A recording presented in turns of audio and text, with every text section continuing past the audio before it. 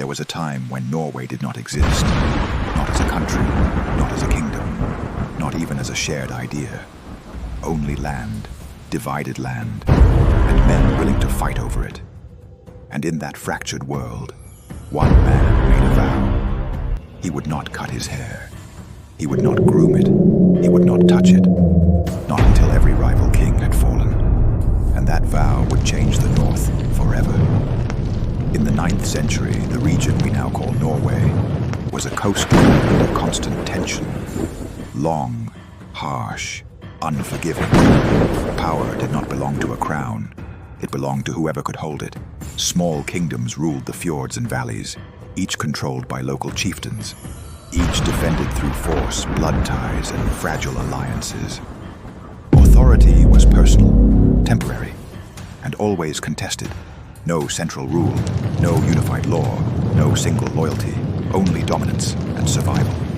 This was not a land waiting to be united. It was a land resistant to it. From this world emerges a name. Harald. Later remembered as Harald Fairhair. Not because appearance mattered, but because his hair became a symbol. According to the sagas, Harald vowed not to cut or comb it until he ruled all of Norway. A strange promise.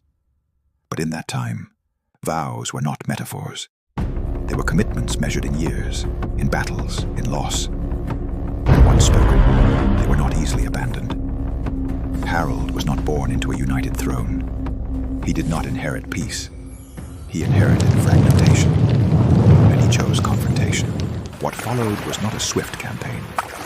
It was a long process of pressure, year after year, battle after battle. Harald moved against rival kings who had ruled their lands for generations. Some resisted openly, others attempted negotiation. Many underestimated him. The sources disagree on timelines. They disagree on scale. They even disagree on specific outcomes. But on one point, they converge. Harald did not rule by consensus. He ruled by force. Territories were absorbed one after another, sometimes through submission, sometimes through elimination. Power consolidated slowly, violently, unevenly, and every victory carried consequences beyond the battlefield. Harald's wars did more than redraw borders. They destabilized communities. Old loyalties collapsed. Local rulers lost autonomy. Families were forced to choose sides. And not everyone chose submission. Several sagas suggest that a significant number of Norse settlers left the region altogether, not in search of adventure, but to escape.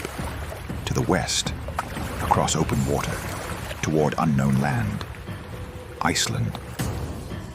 In this version of events, Viking expansion was not only ambition, it was exile. Men who preferred uncertainty over obedience, men who chose distance over domination. And that mattered. More than victory, more than territory. Because it revealed the cost of unification. The conflict reached a critical moment at Hafrsfjord, a battle remembered as decisive, not because it ended all resistance, but because it shifted the balance. After Hafrsfjord, Harald was no longer just a powerful war leader. He became something new, a figure capable of imposing central authority where none had existed before, not accepted, not welcomed, but enforced. And enforcement, for a time, worked. The fragmented North began to align around a single dominant power, at least on the surface.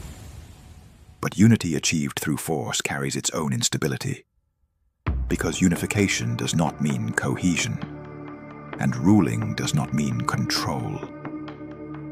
Harald's authority depended on personal dominance, on loyalty maintained through pressure, on fear as much as allegiance. There was no permanent structure to replace him, only his presence.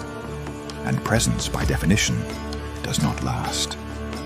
This is where certainty begins to dissolve. Not because events stopped happening, but because the record becomes unreliable.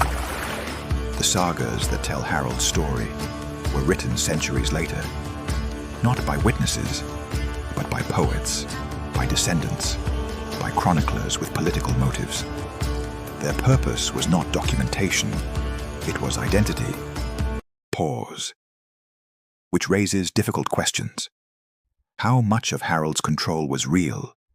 How much was symbolic? How much was exaggerated to serve later narratives? Some historians argue that his authority was limited to key regions. Others suggest his influence fluctuated constantly. And after his death, the answer became clearer. Harald's kingdom did not remain unified. It fractured, divided among his sons, pulled apart by rivalry. The same patterns returned: conflict, competition, instability, which forces a deeper question. If the unity dissolved so quickly, what exactly had been built? A state, or the idea of one? Harald Fairhair is remembered as the founder of Norway. But founding stories are rarely clean. They are shaped by memory, by need, by what later generations choose to preserve. Perhaps Harald did not unite all of Norway in practice. Perhaps he did something else. He established the belief that it could be united. And sometimes, belief outlasts reality. Because nations are not born only from truth. They are born from the stories we refuse to let disappear. And that question remains. Was Harald a king who created a country, or a figure remembered into one?